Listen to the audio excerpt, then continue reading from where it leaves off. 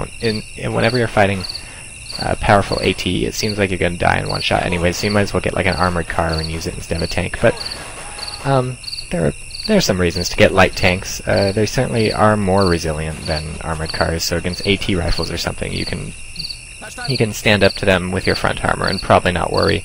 I guess you have slightly more chance to survive a AT grenade. You probably won't get hurt by 50mm machine guns as much, but it's up to you. And it looks like our spectating player, the person we're watching from, he's certainly buying a lot of armored cars instead of things. So you see he's shooting at this M5 AT gun right now. It's behind these sandbags. That's one of those things that AT guns can set up. He set up his own sandbags, but he very quickly dismantled them. Looks like they had all 3 points for quite a while, and if you look in the upper right, looks like they have about 600 out of 1200 that they need to win, but now they've lost both the left and the right, so these SMG infantry he just bought are probably designed to help him take back the middle. And I don't know if I've seen him check before, but he should probably check to see whether his armored car that got shot by the Stuart can be repaired. Check to whether something can be repaired is pretty easy. One way you can do it is just click on the vehicle, and in the bottom left you see that status readout.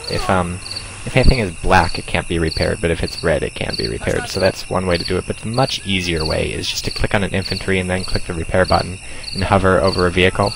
And if it's a red X, then the vehicle's knocked out forever. You can't repair it. But if it's a repair symbol, then you can repair it. So it's probably a good idea to send people.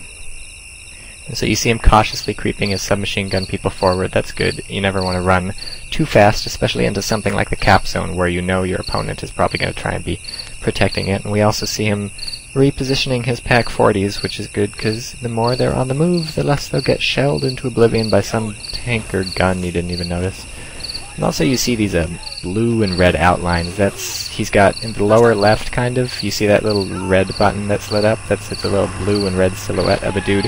That's basically show outlines or show highlights of people behind buildings. I usually leave it off just because I think it looks ugly, but you can toggle it with V, or V might be corpses. Tab highlights all the items, so if you hold down Tab, it'll highlight the items. It's that little box, the wooden box in the bottom left. But Tab will do that, and then I think V might do corpses. It's that little skull and crossbones symbol. And it looks like he's taking the machine gun off of his armored car, so if you can't repair it, take the MG42, especially with a tank crewman who's just using his little pistol otherwise, which is no good. Pistols are not very good in this game, except for the silenced pistols that the scouts get. Those things are kind of alright, but other than that, stick with machine pistols, also known as submachine guns. You'd think a submachine gun would be the machine gun they put on submarines, and then, like, a small machine gun would be an SMG. That's what they should be named. Ooh, a flamethrower infantry. If you're German, your flamethrower infantry has a little gas mask in the lower left for his portrait, I guess.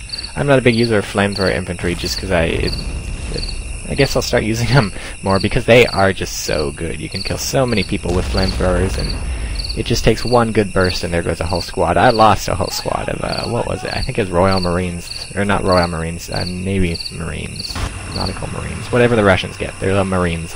They have spiffy suits, they have nice little caps and dark blue clothes and everything, but they all got burned to death, so the color of their skin now matching color of their clothes, I guess. But that's one of the good things about flamethrower infantry. The other good thing is that they're incredibly stealthy for some reason. Carrying around a giant vat of flame fuel on your back does not make you easy to see, and in fact it makes you very hard to see. They can sneak up on lots of people without anyone ever noticing what happens. The downside to flamethrower infantry, if someone shoots that thing on the back, they'll explode. In that same game where I lost a bunch of people to that flamethrower guy, I later shot him, and like 4 people next to him died. That was exciting. It was like that scene in Saving Private Ryan when they're getting off the landing thing, and then the guy explodes, and then Tom Hanks is like, "Aww." Not sure if that happened. What did he just buy? Tank crew? Why did he buy tank crew? I don't know. Maybe we'll never know. Maybe he's sending tank crew over to pick up the gear from the dead infantry. I enjoy scavenging gear. It's my stingy nature, perhaps, but it just feels good to pick up bullets and stuff from the opponents. For some reason, all of their submachine gun bullets will work in all of your submachine guns, and all of their rifle bullets will work in all of your rifles, and all of their machine gun bullets, it's a mortar, will work in all of your machine guns. No one ever explained that except I saw on GameReplays.org someone posting in a thread, someone was asking some questions, and some helpful guy replied, and he's like, MP40 bullets will work in your submachine gun, and if you're wondering why, the answer is a wizard did it. Yeah, I think his actual words were, if you're wondering why the shit this works, the answer is a wizard did it. And that made me laugh very, very hard.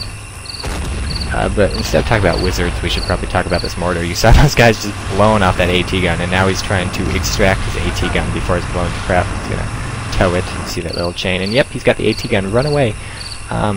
Actually, no, instead of talking about the mortar, let's talk about running away. Oh, it's over. Well, I have some more stuff to say, so you're gonna get to stare at nothing for a while. Towing your AT gun away, very fun. Towing the opponent's AT gun away, much funner. Send your light vehicle in behind their lines, clear out the infantry crewing the AT gun, and just grab it and go. This happens to me quite a bit. Someday I think I'll try it myself. And also, mortars. Always kill them immediately. You have to find some way of getting rid of the mortar, otherwise you're just going to be shelled into forever, and I've taken up too much of your time with ranting after this game has ended, so until next time, this has been Men of War 2v2, thanks to Brother Pedro or whoever.